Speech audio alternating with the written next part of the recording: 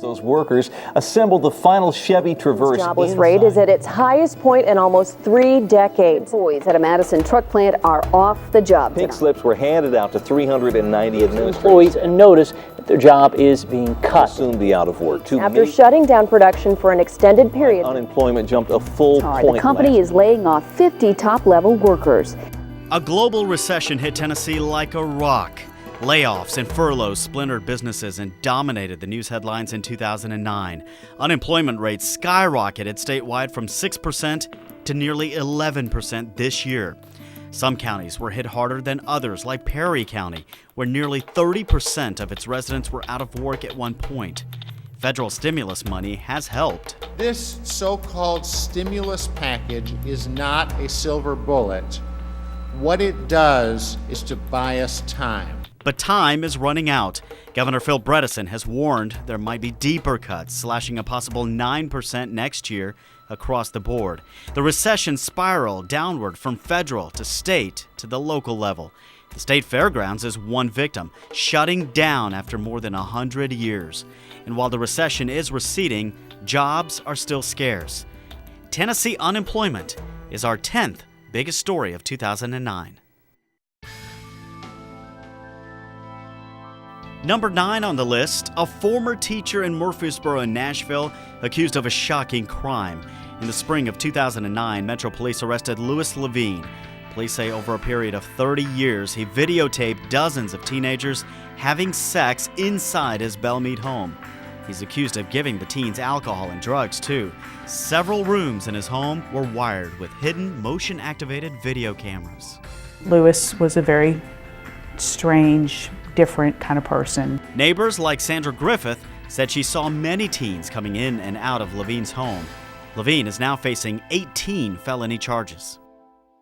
I don't think that there's anyone who has given up any hope in this case.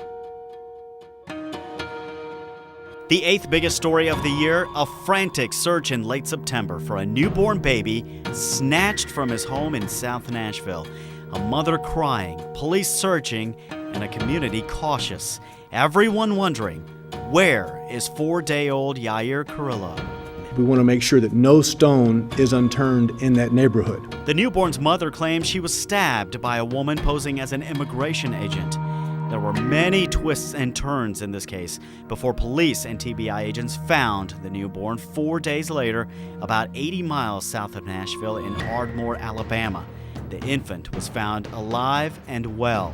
Police arrested Tammy Silas in the kidnapping. She has pleaded not guilty in federal court.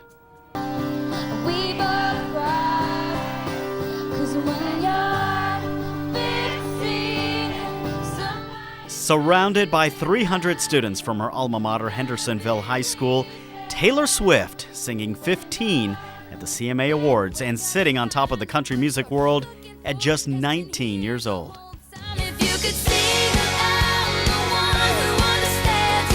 An absolute monster year for the curly-headed singer-songwriter who just turned 20. And every time you turn Fox News on. That's Taylor on Tennessee Mornings on Fox 17 almost 3 years ago, performing her first single, Tim McGraw. In 2009, her second album, Fearless, took off, and so did her career.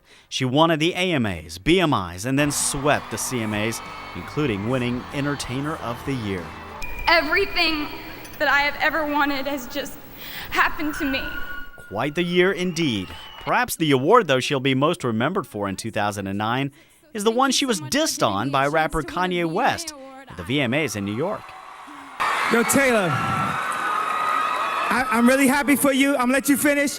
But Beyonce had one of the best videos of all time. I remember being 17 years old, up for my first MTV award with Destiny's Child, and it was one of the most exciting moments in my life. So I'd like for Taylor to come out and have her moment. Maybe we could try this again? Taylor Swift and her incredible year is our 7th biggest story. First on Fox tonight, a Metro police officer is in critical condition after being shot. A 22-year veteran of the Metro Police Department, Sergeant Mark Chestnut, shot in the line of duty is number 6 on our list. During a traffic stop on a hot June day, Sergeant Chestnut had just pulled over 2 men on I-40 in Bellevue. Minutes later, he was shot 5 times, left there to die. This is a life-threatening injury. He's on the ventilator. He's on life support. As Chestnut was fighting for his life at Vanderbilt Medical Center, his fellow officers arrested 2 men downtown, Courtney Logan and Joseph Jackson. Police say Logan had helped Jackson escape from a prison in Mississippi. Jackson is accused of pulling the trigger. He told investigators he was sorry for what he did.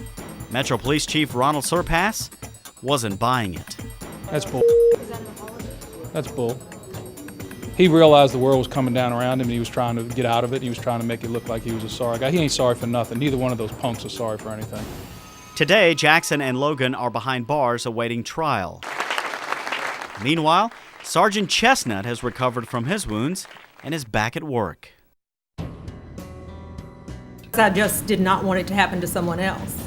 A woman testified in April against her attacker, Jason Burdick. Dubbed the Wooded Rapist, Burdick sat emotionless as the judge sentenced him to 32 years behind bars. Police say Burdick committed more than a dozen sexual assaults over the past 14 years. The serial rapist was known to lurk in the woods at night. He tormented victims in Davidson, Wilson, and Williamson counties. What is the verdict, sir? Guilty.